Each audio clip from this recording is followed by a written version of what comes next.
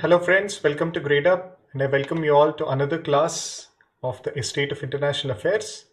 And in this class, we'll be taking up a very dynamic topic, something which would have a lot of ramifications in terms of our foreign policy and our diplomacy, which is basically the vaccine diplomacy and the soft power. Okay, so this is a rapidly, I would say, rapidly enhancing topic. We are just at the cusp of the topic. That means to say that uh, whatever the vaccine diplomacy and soft power which India can make use of, it is just going to happen. Okay, it is just going to start. So it might be a preliminary discussion, but there are a lot of politics involved in the whole game of things, and things can go either way. Okay, like for example, on Jan 16th, India is rolling out our COVID vaccination drive. Okay, on Jan 16th, and part of it, India wants to supply almost 30 crore citizens with the COVID vaccine. And as you're aware, okay, we have two vaccine candidates, the Covishield and the Covaxin, and India plans to start production on a domestic level. But even internationally, for an international level, India is planning to have this a sort of vaccine exports. Okay, give me 1 second. I'm having trouble logging into the class.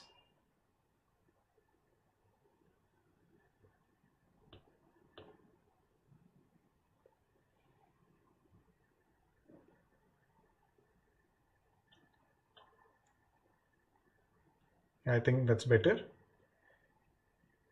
Good evening, everyone.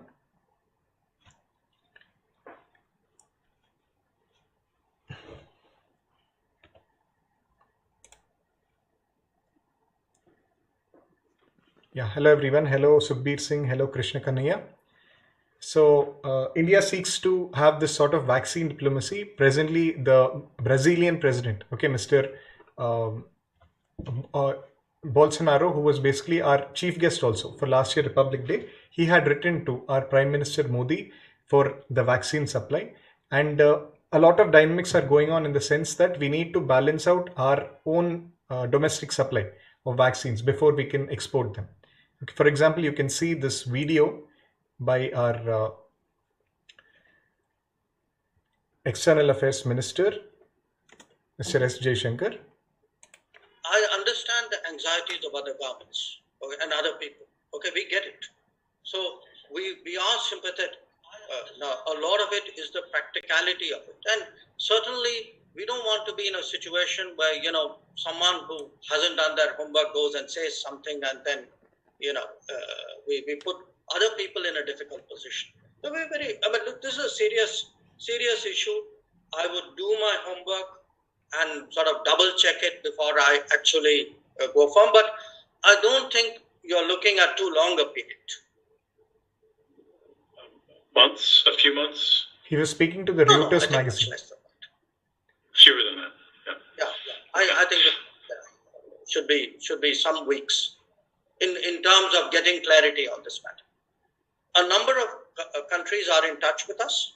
I myself have spoken in the last few days to quite a few foreign ministers on this. And what we are telling them is, look, this is the first month, the production is now coming into stream. There's a certain amount of stock taking going on. We will get clarity pretty soon, on what our own consumption is going to be, deployments are going to be, and we will keep our global role very much in.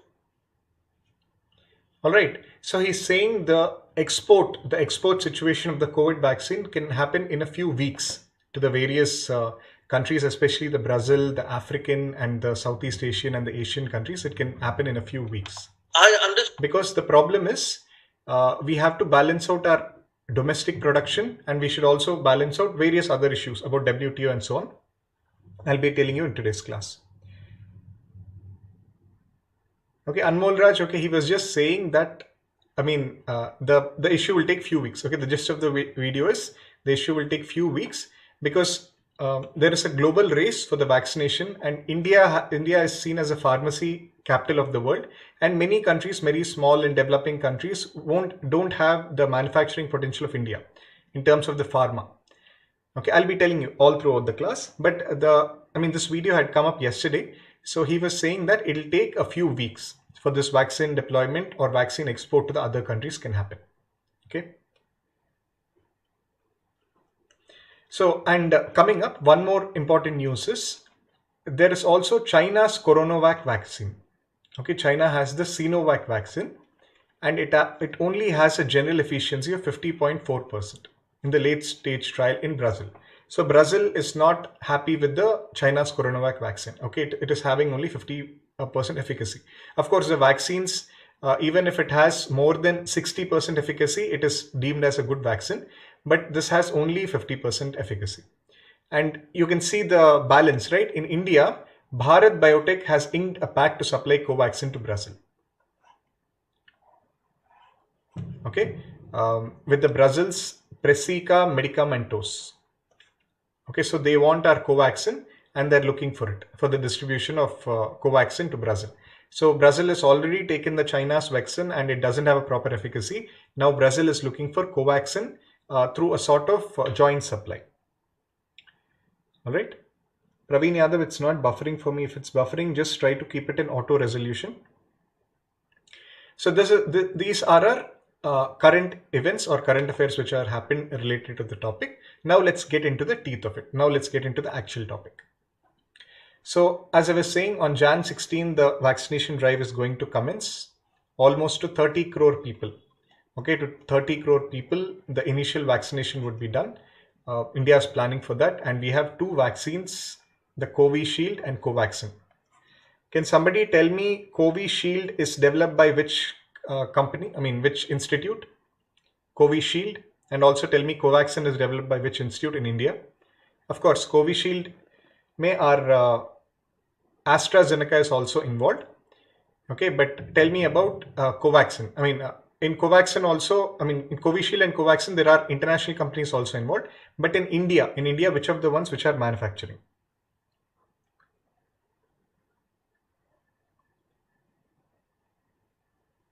Covishield is manufactured by which institute in India?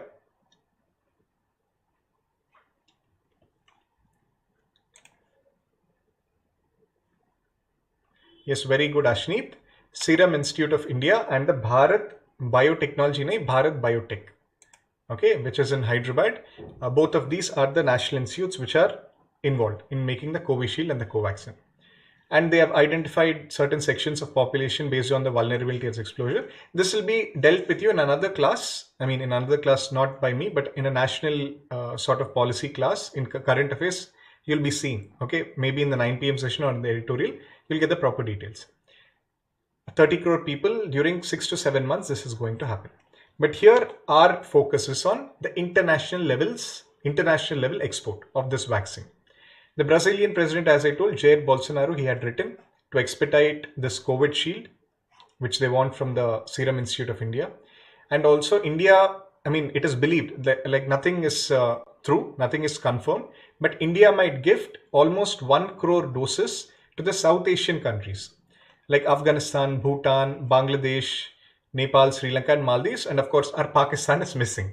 Okay, we don't want to export to Pakistan. Except Pakistan, the other countries, we are having some sort of indication that we would be exporting. And also the extended neighborhood of Myanmar, Mauritius, and Seychelles. Actually, I had seen a news that Myanmar is ordering for almost 3 crore vaccines from India. So Myanmar is going to be a huge export market for India. Okay, and some of these are finalized in real time. And China, there is a Chinese angle, obviously.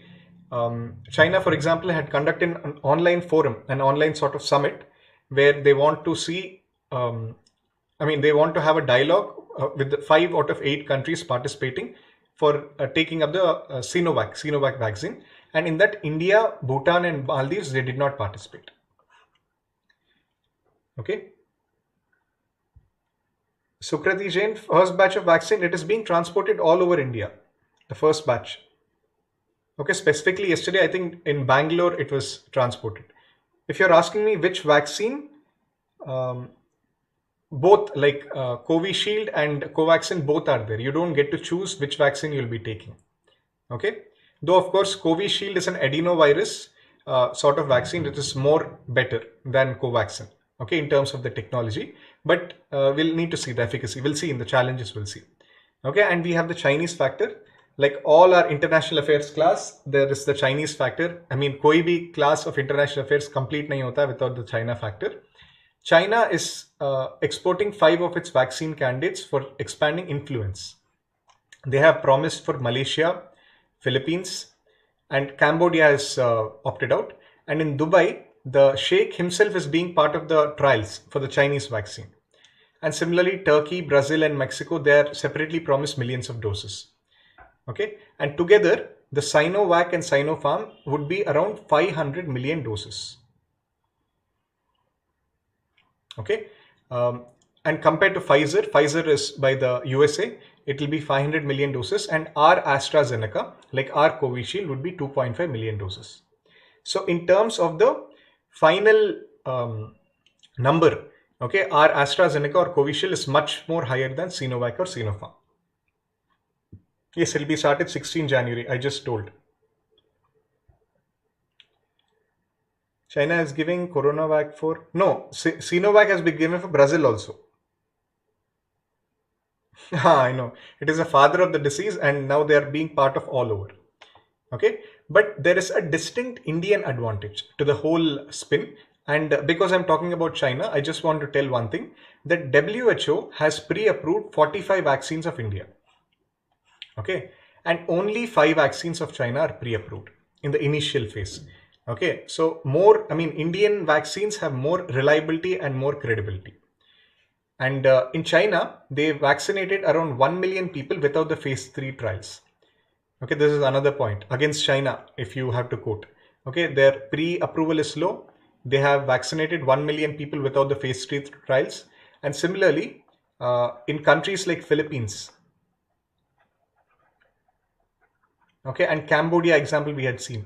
Why? Because China is trying to push its territorial area. I mean, the South China Sea issue which we have, which we'll be discussing in the coming classes, they want to push that South China Sea issue onto this. So they are like, if you want to get our vaccine, then you'll need to go back on your territorial issues of the South China Sea. So those problems are there from China. And also we have seen there is only 50% efficacy of Sinovac. Okay, so in this situation, India has definitely has a sort of competitive edge. Okay, because rubella vaccine of the entire South America goes out from India, and almost 80% of the ART, like the HIV ART, HIV ART. This is basically, I mean, it is not to what do you say, cure HIV, but the assistive technologies which you have, they are 80% of HIV. They are sent from India to Africa. Okay, and even a lot of Ebola vaccines are got from India. Okay, so traditionally also in the developing world, India has had a distinct flavor, a distinct sort of export market in all the developing countries. And India can become the pharmacy capital of the world because presently it is 20% of the global generic market. Okay, presently the global generic medicine market, if you see, there are $270 billion. Okay, and it is to grow almost $450 billion by 2025. Okay, I hope you know what is generic medicine. All this should be taught in the science and technology class. They are like a biosimilar, like they are the ones which have the same efficacy of a normal medicine, but they are at a much lower cost, the generic medicines. So by this vaccination, I mean by leaping forward with our generic medicines sort of success, India can have this vaccination advantage also. Because all throughout Brazil, all throughout Africa, all throughout Southeast Asia, the Indian vaccines are very famous. Aurobindo Pharma is very famous. Sun Pharma is very famous. Biological E Limited is very famous. So all these are very household names if you see the Brazil or African markets. And they are at a fraction of the branded medicines. And they are very important for the life-saving drugs like anti-cancer drugs, chronic use of medicines, drugs to treat your hypertension. Like, does anybody know a famous anti-cancer drug? Like, it was by Bayer. Okay, by Bayer. Can anybody tell me what is the name of the drug?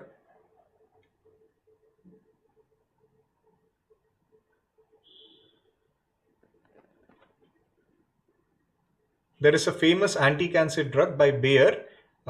It is being developed in India as a generic medicine at a very low cost compared to the Bayer's price. Yes, very good, Sharan. Nexavar. Okay, India had used something called as compulsory licensing based on our patent cooperation treaty, our patent act based on the Patent Act 1970. India has used something called as compulsory licensing, which means if there is a very costly drug and which has a life-saving sort of use and which can be used in an emergency situation, then India can make itself. That is your compulsory licensing. Okay, and for example, the Nexavar, it is around 48,000 rupees. 6 pills of Nexavar, but India has made it in 2,500 rupees, the whole 6 pills. So these branded medicines are extremely costly, and India can do it at a fraction of the cost. But India also has some challenges. Like as I was telling you, India has lobbied along with South Africa for the relaxation of IPR rules based on this compulsory licensing.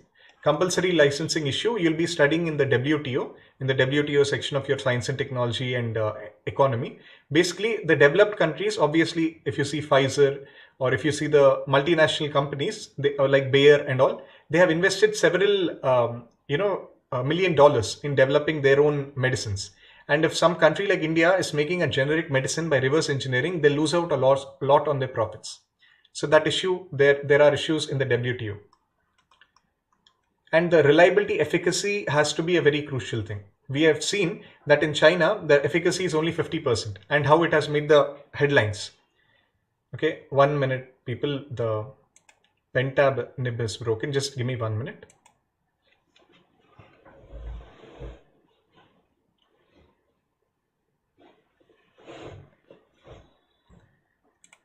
Okay, we have seen how China, how there is a negative impression now, how we are studying this 50% efficacy. And India has not yet begun the proper export.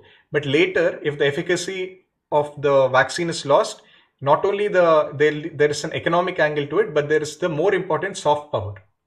Okay, like how we say China ka mal, or that Chinese goods have a very high side effects, they're useless. Like in India also can come in that category if this doesn't work. Okay, and while others are going for vaccine protectionism, India is going for vaccine internationalism. So there is of course a domestic balance which needs to be done. India is planning presently 30 crore vaccines, right, for our domestic. So after the 30 crore, would we have a surplus? Okay, or would there be any side effects from this? For example, in the UK, the AstraZeneca Oxford AstraZeneca vaccine, basically the Covishield variant which is used, after the vaccination, they need to be in the lab for around 50 minutes. So is that possible in India? Okay, all such issues, they have to be taken care of. Okay, the side effects angle. And similarly, the infrastructure. All of it, would it fit or not? In this vaccine diplomacy, would India meet it or not? Okay, so what can be the major steps forward? The first is, there can be an initial rollout like free distribution and in our neighborhood, like Bangladesh. Like Bangladesh is expecting the Covaxin. Similarly, Afghanistan and other SAARC countries, there can be a free distribution. Okay, this is something like your unilateral generosity. Can somebody tell me in which doctrine we have this unilateral generosity to the neighborhood countries? We have discussed this in our foreign policy. What is the doctrine called? In our neighborhood first, we'll have a unilateral generosity, especially to these countries like Bangladesh, Afghanistan, and Maldives, and so on. That means you're giving something without expecting something back.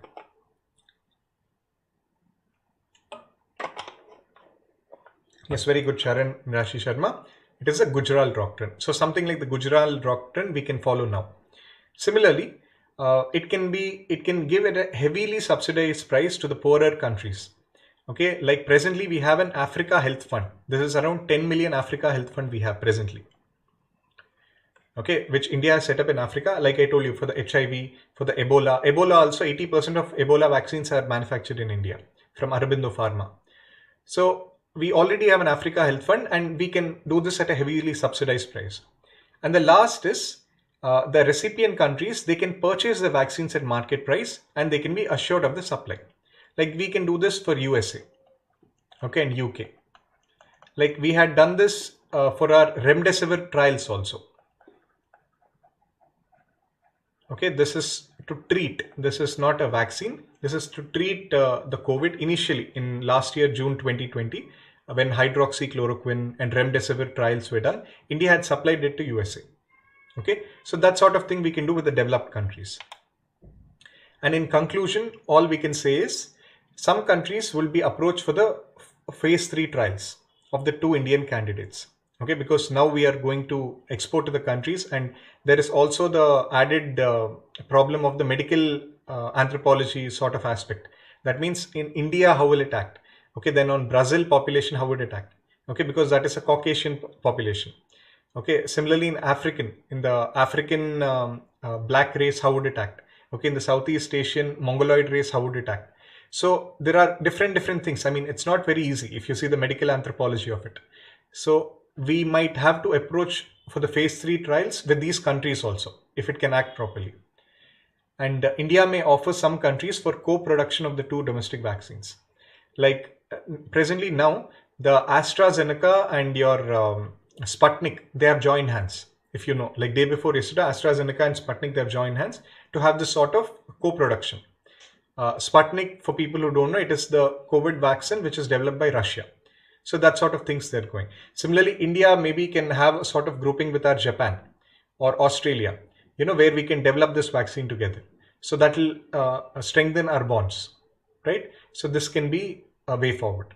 And also this is a long game. It is for a long distance runner. And as I told you in the beginning of the class itself, nothing solid has come out of it presently. Okay, it is like somebody had told in 16 January it is going to start, right? So in our domestic itself, it is going to start presently on 16 January. So the export potential, we are still vying at it.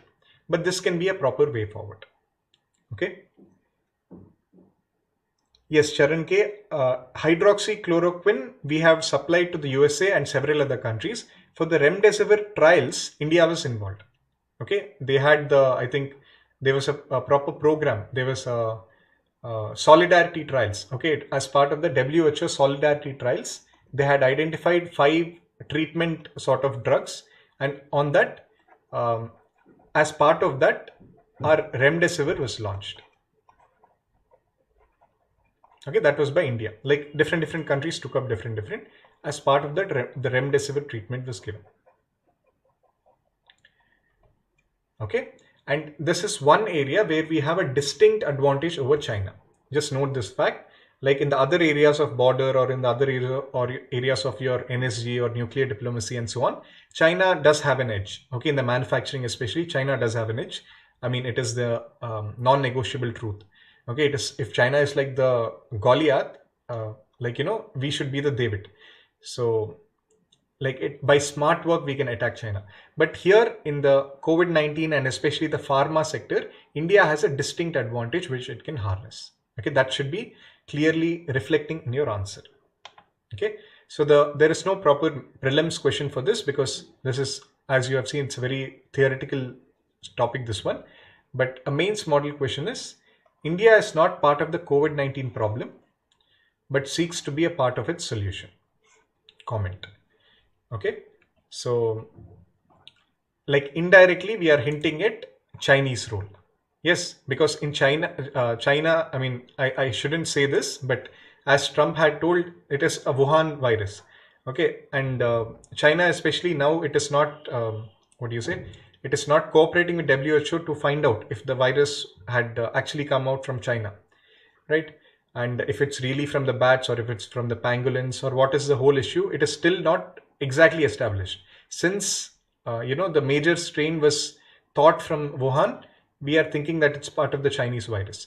But definitely, India is definitely not part of the COVID problem. Okay, this is not something we have created, but we want to be a part of the solution. Okay, comment. So indirectly, they have given about China. So how would you approach this answer? You need to give an introduction about COVID-19 and how it had come up. Okay, and it is whenever you're writing, you should be careful to write allegedly involved, allegedly which has come up from China. Okay, those sort of carefully politically correct you should write. Then you should be writing how India can be part of the solution. Like we are the pharmacy capital of the world. Okay, we have already faced a lot of success in our generic medicines. and our Covishield and Covaxin are going to be rolled out. And similarly, you should also contrast it with the Chinese angle of how Sinovac doesn't have the efficacy, and how China is, using that sort of what do you say, blackmailing sort of techniques with Cambodia, Philippines, and other countries, where they want to get the South China Sea conflict into the picture, right? And they have given vaccines to almost 1 million people without the phase 3 trials, and there is no proper efficacy. All of that you should contrast with China, and how India has the growing role now. Okay, and broadly, even if you see, it's obviously a global geopolitics issue, right? Because on the whole, especially UK, USA, and the African nations, they are having a lot of negative image of China, and how India can grow from that. Okay, and how India can be a phoenix in this issue. You should be focusing on that. Okay, so it's a small answer. You need to write it for 10 marks for 150 words. Okay, and here just a comment would be sufficient. You don't have to go very critical, because it's 10 marks and I have not asked critically comment. So maybe 1-2 lines of the challenges which India will face you can write, of compulsory licensing and the domestic challenges, but you don't have to focus more on that. The focus more on how India can be a solution. Okay.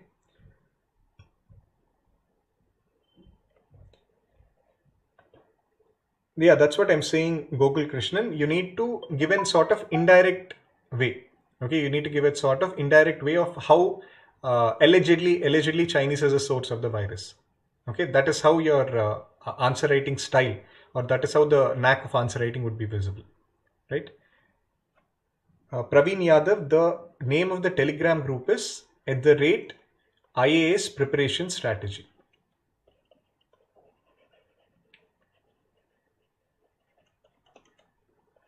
Okay, you can search this on Telegram and you can submit the answer. There'll be a Gradeup symbol, you can get it. Charan K, there are phase 1, phase 2 and phase 3, all of them which have to be done. And the phase 3 trials which I have told, they involve a longer period of time. Okay, like after a person has taken the vaccine, at least for, I think the ideal time was 2 months, 2 to 3 months if he's getting any major side effects. That has to be done. And if you see the whole rollout of the vaccine, it should take around 2.5 years, any vaccine, and especially an adenovirus vaccine. Okay, we have different types of vaccines. We have the basic antigen vaccine. Then we have the inactivated vaccine. The Covaxin is an inactivated vaccine. Similarly, we have mRNA vaccines. We have the adenovirus vaccines. So adenovirus vaccines are the most scientifically advanced vaccines. In science and technology, you'll be studying it, because it basically tricks the cell, tricks the body to produce antibodies. Okay, this is all a scientific discussion. Just know that in the phase 3 trials, they see the long-term exposure to the vaccine, right?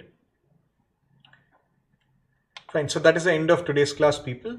And for people who are not part of our Gradeup Super, I hope you're aware we have our Gradeup Super subscription, which in which our flagship course IAS 2021 is offered. It is a comprehensive course for the GS, both prelims and mains, and it is available in English and Hindi medium. And by getting access to the Gradeup Super, you'll be getting almost 350 plus live classes, 325 plus PDFs. So all the material related to the classes you'll be getting. There are additional classes of Yojana, India Yearbook, Kurukshetra and CSAT. Then there are 30 mock tests and 12 mains tests. Okay, all of this is part of the course, and that's not all. Apart from the IAS course, you'll be getting access even to the EPFO courses and the NCRT course. Okay, EPFO exam, which is coming up in May 2021 with the 400 vacancies, which is also conducted by UPSC. You'll be getting the comprehensive course for that. And for absolute beginners, we have the NCRT module. Okay, where all the NCRTs from 6 to 12, they will be covered at length. And I hope you have met our faculty. We take the free classes on Gradeup app and the YouTube channel. And we are the ones who also take up the Gradeup Super classes. Okay, and just as this, it will be a live class where you can ask me the doubts and I'll be responding to the doubts. Okay, and this is the cost of the Gradeup Super subscription. We have for 6 months, 12 months and 24 months. But most importantly, presently we have an Ummeed Ki Jeet special offer. Okay, where we are giving flat 20% off and an extra 40% off based on a scratch card when you use the code HOPE40. So if you're planning on taking the Gradeup Super course, this is the best time for you to take up the Super course. Okay. And for people who are watching on YouTube, on the Gradeup app, we have free classes, okay, daily at 12 p.m. Then, yes, Swastik Kumar and others who are part of the Gradeup class. So we have a daily classes at 12 p.m. editorial analysis, then 5 p.m. EPFO classes. We have the special 5 lectures at 7 p.m. and the GS for IAS classes at 8 p.m. and the daily current affairs at 9 p.m. And apart from that, we have other classes like the daily economic affairs class, which you must be seeing at 11 o'clock. Similarly, this class, the daily IR class, okay, where I'll be taking a topic which is prominently in news of late, and I'll be giving you the entire background, and I'll also give you a sort of mains answer writing style. Okay, daily IR class, Monday to Friday at 7 p.m. You can meet me on this class. Okay. And for people who want to know more about answer writing tips and tricks, presently at 8 o'clock, I'll be coming again, where I'll be discussing the science and technology questions which are asked in the GS mains. Okay, the GS mains which happened recently. The science and technology questions we'll be discussing at length. So hope to meet you there at 8 p.m. You can just log in, and I'll discuss all the science and technology questions which are asked in the mains exam. And I'll also be telling you the answer writing style which is required. Okay. So hope to see you there in the 8 p.m. class. And for all others, here's me signing off. Let's meet again tomorrow at 7 p.m. for another free class on the international relations. Okay. Bye. All the best. Prep smart, score better, and go grade up. Bye.